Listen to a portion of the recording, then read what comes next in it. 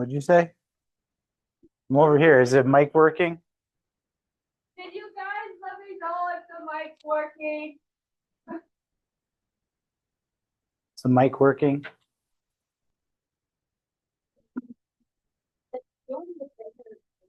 Okay, good. All right. Oh, she's a bright one. Sorry.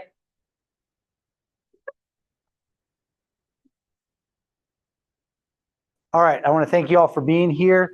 Tonight, I'm going to go into a little bit of an explanation of the different forms of chiropractic. I'm going to go through three major ones. The one that we are going to talk about is what is neurologically based chiropractic, but I'm also going to put in brain-based or functional neurology in there, and then the other things that we can add in to help it work better. So with that being said, I hope you're intrigued. I hope you're interested. You're going to see the differences between why we do what we do, why I do what I do, compared to why other doctors do what they do, what the outcomes are, what the goals are. And then you'll start understanding why you see different changes here compared to a generic chiropractor or even a neurologically based office. So with that being said, we'll start with the most common. We have traditional chiropractic. So when we look at traditional chiropractic, what is the ultimate goal? So the ultimate goal in traditional chiropractic, and this is a little misleading because it actually started differently. So the ultimate goal with what we see nowadays is pain management. But I need you to have a little history of where chiropractic came from. So when chiropractic was founded, they had to decide if it was going to be a science or a religion. So it literally made a decision between those two things at that time, and it decided to go with science. There are some places in certain states where people actually go and get adjusted, and that's their religious belief. They'll get an occipital adjustment every Sunday, and it helps them connect. And you can see, because when you do get adjusted, you have a removal of stress, your frontal lobe turns on, and that can be a spiritual connection for some people, or a feeling as if that's what's happening. That's not what I'm espousing to. I'm just letting you know this is where it's coming from. Then as chiropractic progressed, what happened was the fellow who invented chiropractic, his name was Dr. D.D. Palmer. And what he found out was the first guy that he adjusted, he actually pushed on his caretaker's neck twice, and his hearing came back. So he was in a clenched position, heard a click, and then he couldn't hear for like 30 years. He explained it to him, pushed on his neck 2 to 3 times, they said, and then his hearing came back, and he goes, I got the cure for hearing. And what he did then is he had all these people come in, and he kept pushing on their necks. And then all of a sudden heart disease went away. And then all of a sudden diabetes went away. And then all of a sudden, you name all these different issues went away. And he never adjusted anybody else in his career, and hearing never came back. That was the first and only person he adjusted, and that happened. So then he had to figure out, well, what's going on? And the original belief system was that there was an interference between the brain and the body, and the nerve was pinched. That was the mechanical belief system that was pushed forward. Then if you fast forward, what happened and what really changed the whole profession was that you had in around the 80s, you had insurance come in. And insurance, you get paid based on a code and a diagnostic code. So a lot of doctors went towards pain-based codes, and then they would put in the pain-based code, and then they would get paid. And so that pushed the profession towards pain-based, when in fact it wasn't based on that at all. It was based on connecting the brain to the body and making it work correctly. And even some doctors believe the goal is to remove the interference in the person so that they can connect back to God. So you can see there's a whole different plethora of what's going on. You have people from the 80s forward, 80s, 90s, 2000s, and they're really pain-based, and they're thinking, I push on the back to make the pain go away. That's what a lot of traditional chiropractors have gotten into. But if you talk to newer generations And if you talk to people before the 80s, it was not about pain at all. It was about reconnecting the brain and the body, allowing it to actually heal, removing the interference and watching the body do what it does best, which is turning on innate and body heals itself. Does that make sense?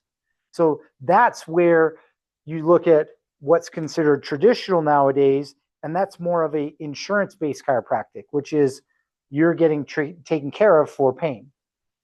When you go into, and what are the tools that they use? It's going to be x-rays usually, ranges of motion, and maybe palpation, feeling. Then when you go in neurological-based chiropractic, the tools change because the goal of neurological-based chiropractic is completely different. It's not pain-based anymore. It is brain nerve system communication based. So it's how well does the brain communicate to the body and how well does the body communicate to the brain. So in the original chiropractic textbook, they call this the normal complete cycle. And what it is brain and body, and how the cycle works determines how it communicates. Now, I really simplified it. They have like 45 steps in it, but it's really this simple. It's how does the brain communicate to the body and how does the body communicate back? With the neurology that we know now, we know body talking to the brain is roughly 60% of the information coming in. The rest is like sensory stuff where it's like ears, nose, eyes, things like that. And then what the brain perceives determines what the body will do. So when you look at neurological-based chiropractic, it's more than do you have pain, it's how do you function. And when you look at neurological-based chiropractic, it's about if you're functioning correctly, how is the vagal tone?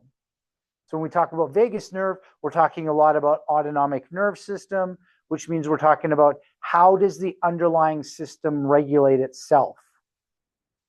In neurologically based chiropractic, the tools of the trade are usually thermography, which means a thermal scan, where you run the unit up their back and you look to see is there a balance or imbalance in how the temperature is.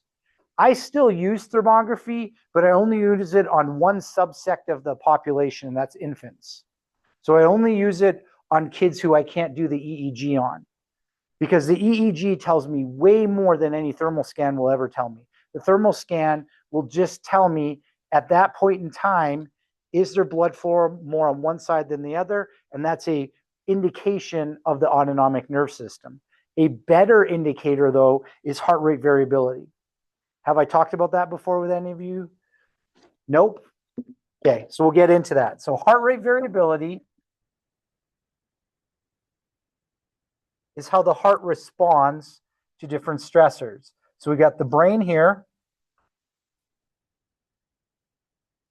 And you're going to like my heart. It's so beautiful.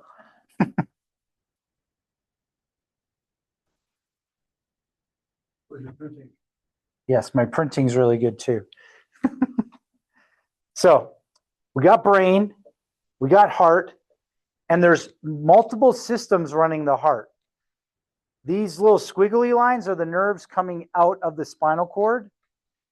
And these ones are the nerve called the vagus nerve that comes off the brainstem. Those two systems are what runs the heart. In heart rate variability, it's telling you how well does the heart speed up and slow down. So if you want a quick way to understand how healthy somebody is, the cardinal sign of somebody's going to die is their heart rate does not change at all. It stays static. So their heart rate stays at 60 beats all the time. Now that's scary because what do people get when they're put on a pacemaker? Their heart stays the same all the time. So this is why people have issues if they're put on different devices and they'll faint out. They'll faint because they can't move blood quicker. So life is the ability to adapt.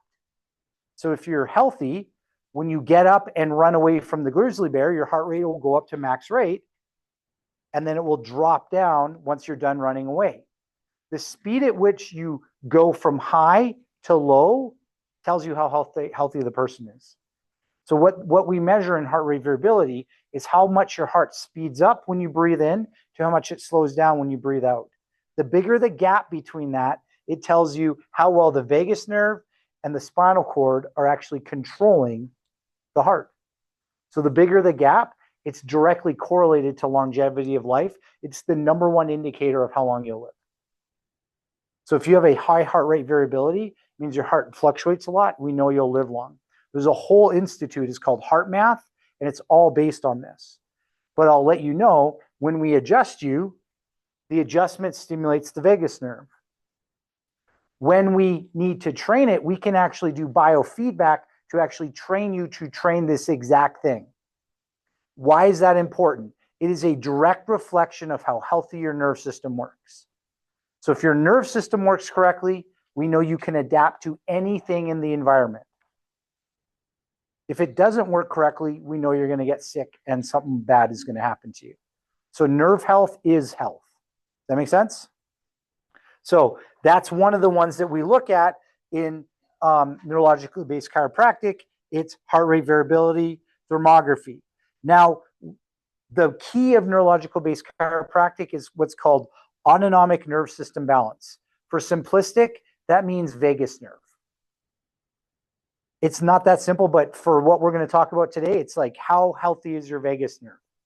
So what is the test that we do in the office to see how healthy your vagus nerve is? That is correct from the crowd. The gag reflex tells us how well the vagus nerve works. How can we stimulate it? We have that ear clip that you can put in your left ear and stimulate it. You can do singing. So this is what's interesting. They show people who sing chronically live longer than people who don't. That's because it's literally stimulating your vagus nerve. That's why the people who sing more are healthier. We also have practicing the gag. We have gargling. We have exercise. We have diaphragmatic breathing. But if you want the two that do it the fastest, it's the electrical device, the TENS unit that we adapt in your left ear. I'll probably say this one. Or the laser, where we actually stimulate the nerve directly with the laser. Those are the two quickest ways to stimulate the vagus nerve to get the biggest bang for your buck, which means that all your organ systems that are controlled by it will work correctly. There are a couple systems that are not controlled by the vagus nerve, and then you have to look at the sacrum. That's the bladder, the prostate, the uterus, and the last 1/3 of the colon. So that when we have problems with that, we have to look at the sacrum. So that's when we're looking at neurological based chiropractic, where it gets to the end. So it's really looking at, does the brain communicate to the body correctly? It's what chiropractic was based on. Then there's a subsect where you can say, well, there's neurological based chiropractic, but then there's brain based, which is actually functional neurology or brain based neurological based chiropractic. And with that, now we're looking at, how does the brain communicate, and is there any dysfunction in the brain? The limitation with neurological based chiropractic is the assumption is the brain works correct. That assumption, from what I have found, is not correct. Now, the adjustment is very powerful at stimulating areas that will help it. But when we look at the adjustment as a tool to stimulate the brain, it changes how we look at it.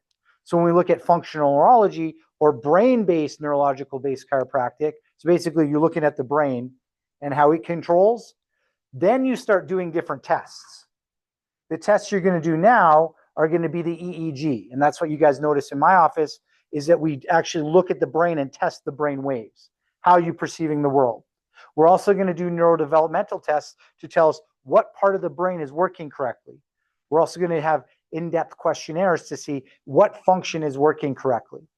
So with brain-based, what we really focus on a lot is brainstem, which is going to be primitive reflexes stuck in fight or flight, vestibular, which is going to be balance stuff, cerebellum, which will help with vestibular, and frontal lobe. With the implementation of laser, and frontal lobe is how you think, executive center, turns off fight or flight. Fight or flight can be turned off from two ways. It can be turned off from the top down, which is frontal lobe down, or it can be turned off from the bottom up, which is vestibular and cerebellum working correctly, turning off fight or flight. So there's two ways to turn it off. If we turn it off top down, we have to stimulate frontal lobe. The adjustment will do that. Neurofeedback will do that. Laser will do that. Different exercises will do that. If we want to turn it off from the bottom up, then we have to do different training, such as the nose laser to actually stimulate the brainstem to relax, to get the inflammation out. Or we get your balance coming back with vestibular, which integrates eyes, inner ear, ankles, and cerebellum. So there's multiple systems that work there. What we've integrated to go a step further is we've used the testing from the neurodevelopmental exam that shows me, is your frontal lobe working correctly, your temporal lobe, is your cerebellum working correctly, are you in fight or flight, are there multiple things going on? You go, well, what test is that? That's the one where you're turning your head side to side. Can you walk one foot in front of the other? Can you tell me how to get into this room? Can you do clapping? All those tests that we run on you, that one is more of the brain-based or the functional neurology testing to show me how you're functioning. The silver bullet that we have now is that laser, because with the laser, we can actually penetrate through the skull and actually make inflammation go away, as well as penetrate through the skull and go to specific regions and make that better. So say you're somebody who comes in and you have emotional dysregulation. Then we're going to look at multiple areas. We're going to look at, is frontal lobe working correctly? If it isn't, that can be a problem. Is cerebellum working correctly to inhibit brainstem? But also, can you integrate and understand emotional cues in the environment? And that's going to be parietal lobe. So then we look at those different regions and we start working through them to figure out what's going on, or doing multiple at the same time. So that's the more push that we've been going towards, is using multiple sensory approaches to actually train it. What I love about our office is when we do the neurological based with the brain based, then we can actually integrate multiple techniques to see the changes that we want to see. Is the brain working correctly? Is the vagus communicating correctly? Are we seeing the changes we want to see in the outcomes that need to happen? So we're going past just autonomic function, which can be pain as well as like a little bit of organ stuff. But then we can actually start going into emotional things, where we start looking at, is this ADD, ADHD from XYZ issue in the brain? Is it from different aspects of how the neurology is working? Now, what I did to go a step further past that is then I started looking at the biochemistry, and that's called functional medicine. So within functional medicine, we start looking at dynamics of inflammation drivers, and I talk about that a lot for you if you want a little recap.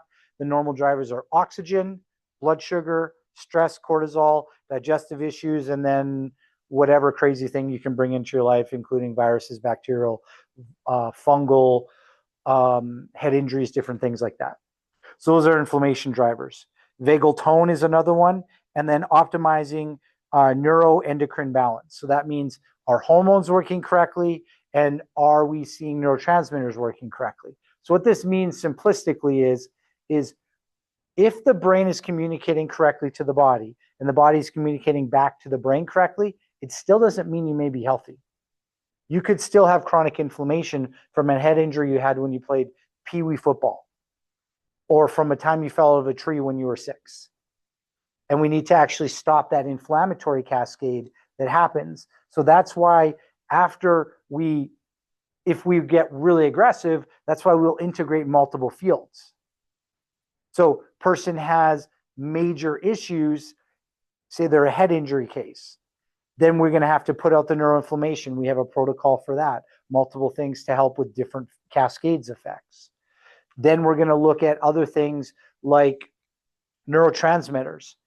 When you look at this, and this is what's crazy to me, when I see other EEG areas, they'll do a test and it will show issues and they'll train it, but they'll never actually give them products to improve the neurotransmitters.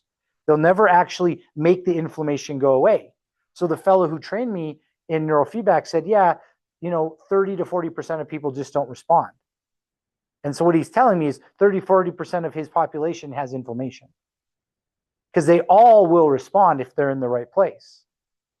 The problem that most of these practitioners miss, chiropractors, functional medicine, and even neurofeedback practitioners, is they don't integrate it all. They don't look at, if the gut isn't healthy, the brain won't be healthy. So we got to fix the gut. If those neurotransmitters aren't working, I don't care how much training you do, it won't work. The place where the neurofeedback people miss is that they're looking at stress, but they're not actually resetting the neurology with, say, an adjustment or like a laser therapy. They'll tell the patients, well, you should do hyperbaric chambers. I'm like, that's awesome, and awesome. High oxygen will help, but you're missing other tools that will make it better. There's no point putting high oxygen in if you're in chronic inflammation. It will just flare it more. So we need to actually get the brain in the right position. Maybe you don't have a head injury. Maybe you just have anxiety. Well, there's multiple drivers of anxiety. You can get anxiety from being inflamed because you're eating the wrong foods. That's going to be biochemistry. You can get anxiety because you're vagus nervous fatigue. That's going to be more neurological based chiropractic. You can get anxiety because your subconscious is racing so much because you're worried about the future. That's going to be more of the neurofeedback aspect. You can also get anxiety because you're eating the wrong things, causing chronic inflammation. So which one is driving it? So that's the problem is that you can get results, but you have to know what's driving. You can also get anxiety because you're low in dopamine or serotonin. And we've seen all these different things. So that's why the approach is a lot different, is that when I'm looking at you through multiple lenses. I'll look at you through a lens of, is the brain working correctly? No, we have these deficits. Okay. Is the brain inflamed? No, we have these things, so we got to fix that. Is the brain trainable? Not yet. Well, we got to take the inflammation, put it away. Maybe we'll use some laser first. Yes, it's trainable. Now we can train it with this different training device. So you look at it through multiple lenses, and then you figure out which one is going to actually make the body respond. If they're responding correctly, we know we're doing the right thing. If they're not, then we know we have an issue. And so that's why when we do the testing on people, it's way more comprehensive than what most people get. And I'm aware that what I charge is almost nothing compared to what it's worth, because one of our tenets in the office is to help it be cost effective for the general population. So my goal is for you to understand that when you're getting care here, you're not just seeing a brain-based chiropractor. You're not just getting neurofeedback. You're not just getting functional medicine. You're not just getting biofeedback. You're not just getting laser. You're getting all of it. And that's where it makes it easy for me to see changes and know that, yes, I can help these people, because there's always a reason why the person isn't responding. And if it's not responding in the way that we're doing it, we're not going to do insanity and keep doing it. We're literally going to flip and change. And that's why you may notice your care changes a lot. You get care, you're responding well, perfect. You're not, we start literally changing numbers, trainings, locations, because we know there's a reason why you're not responding. And if that doesn't work, then we start looking at underlying inflammation drivers. There's a reason why you're not responding. And when we find it, you will respond. When we look at brain-based or functional neurological-based adjusting, the goal of that is to integrate sensory motor exercises, vestibular rehab, as well as laser, cerebellum, and brain-based training. So what this means is the exercises in conjunction with the adjustment are the key. And this is where I have a problem with some of my colleagues who go into brain-based stuff, is they neglect the power of the adjustment and they go completely into sensory motor stimulation. The adjustment literally makes new neural connections. It is the quickest way to reboot the brain. And so the problem is a lot of my colleagues will get stuck in the weeds when they're missing literally the forest. And the forest is, if you adjust, you will change probably 90% of the problem. But then you train the underlying deficiency and make it get better. The adjustment is the key to anybody getting better. If you do not adjust, you will not get the changes. When we talk to neurofeedback specialists, we show them what the adjustment can do, and they say that's literally the silver bullet. What you can get in one adjustment will take a neurofeedback specialist 80 to 200 visits to achieve. And we get it every time we adjust you. And when you understand that, then you know we're breaking the stress pattern every time, and then we can train you to stay. Not we gradually train you over time. And this is where people need to understand that when we do the training we do, it's so stimulatory intense with the multiple stimulation that's why you fatigue usually in 10 to 15 minutes. Standard neurofeedback takes an hour. But you'll see with ours, most people fatigue in 10 to 15 minutes because we're using so many stimulations. And if we want to get quick results, we also throw the laser in to give you more energy to get the changes that you want. So I'm showing you this because I'm showing you that it's not just there's a difference in philosophy, there's a difference in approach. And the approach is, if you want just pain relief, any chiropractor can do it. If you want to get maybe some brain-body connection, that's neurological-based chiropractic. If you want to get more brain, a lot of brain and body connection, that's brain-based or functional neurology. If you then want to rewire the brain, that's functional neurology as well as neurobiofeedback. If you want to rewire the brain and also take care of neurotransmitters and underlying body organ issues, that's when functional medicine comes in. So each one has a role, but when you stack them, you're able to see the whole person and figure out what system is not working correctly. That's why I love our practice, is that we're not looking at one philosophy, we're looking at four. And we integrate each where the other one fails. So that's what drives the care in our office, is understanding that each one builds on the one prior. And if you miss any of the prior ones, like the big one that most people miss is the adjustment. If you miss the adjustment, you're not going to get the results you need. With the neurologically based care, it's usually low impact, low force to get the changes. With the functional neurology or brain based, it's more about stimulation into the brain than just spine. And you'll notice that I do adjustments more on extremities and specific areas of the body than looking at, say, a pain area or thing like that. Because if you stimulate the brain correctly, it will actually realign itself and take care of you to make it work correctly. Do we have any questions? If you're using the thing for the vagus nerve, and the gag reflex is back and you're not having acid reflux anymore, I'm doing the 10s less, but should I still do it? So the question is, we've used the vagal nerve stimulator. We've gotten the results we want. Can I still use it to get results? Yes. And should I? Should you still use it? Yes, you just don't have to use it as often.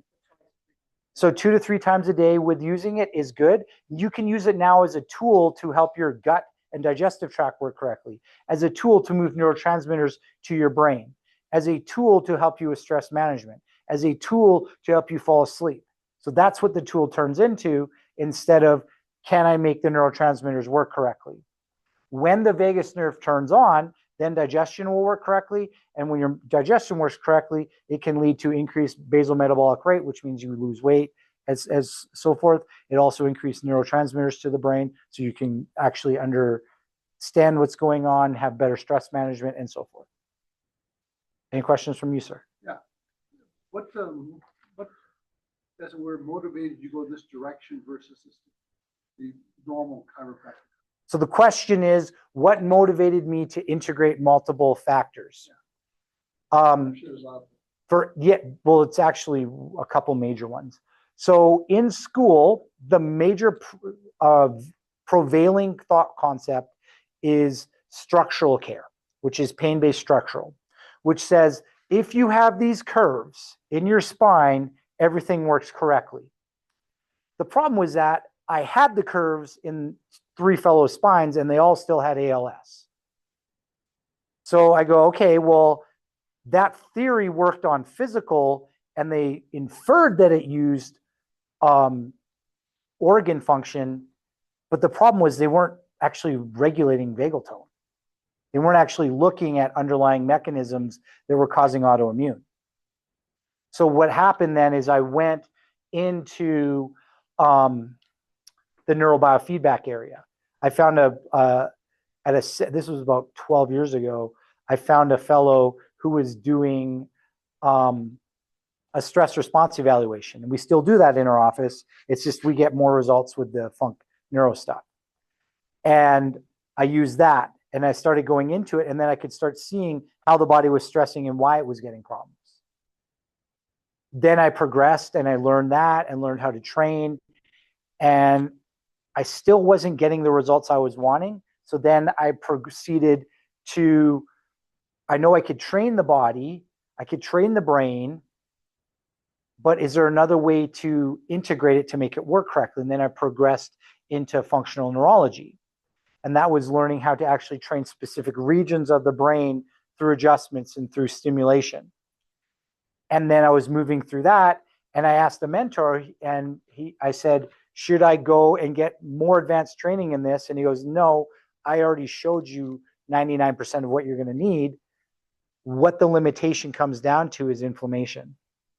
And that's what progressed me into functional medicine, is figuring out the inflammatory part that limits people from responding. Because you can train them all the right ways, but if their brain is still inflamed, it doesn't matter. And then from that, from the functional medicine, then I've driven even deeper into the biochemistry. So now where we've deep dived into blood work and so forth to figure out what's actually driving it. It's not just you're not eating the right foods. You have predispositions to turn on other things. So that's been my pathway, is patient success and patient failure has driven me where now I know why people succeed or people fail. I go, okay, you got autoimmune. I know that'll never go away, but how do we get it into remission? Or you don't have autoimmune. Now I know we can get this in to change what's limiting it. And the interesting thing is, and you'll like this, about 80% of the time, the reason why they're not getting better is there's an underlying emotional or cognitive belief system they won't let go. And that literally is what's getting them stuck. The cool thing, though, is what we have now with the laser, and this is where I've gone to the next level, is you can literally force that to come out now. They feed each other. Yes. The work I've done here and then the work I've done with my coach has actually fed them. So it's chicken, egg, it doesn't matter. It goes back on itself, yeah. Because once you can get rid of it, then it makes your body inflammation go down. So from what I've seen in my own career, about 80% of people's cognitive and emotional and physical problems is literally all emotionally driven. And then you help them purge that and they change. They drastically change. And it can be through us helping them and then them letting it go, or them processing, and there's multiple ways to do it. But that's the big thing. If they have a physical issue, we can watch that go in a couple weeks to a month.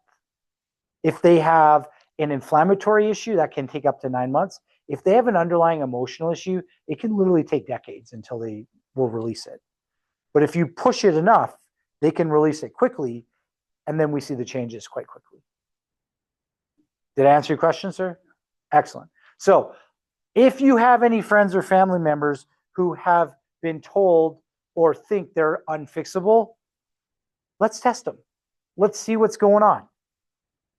I hear this all the time when we're at events doing marketing, and we're looking at, oh, no, nobody can help me. I'm impossible. Nobody can get me better.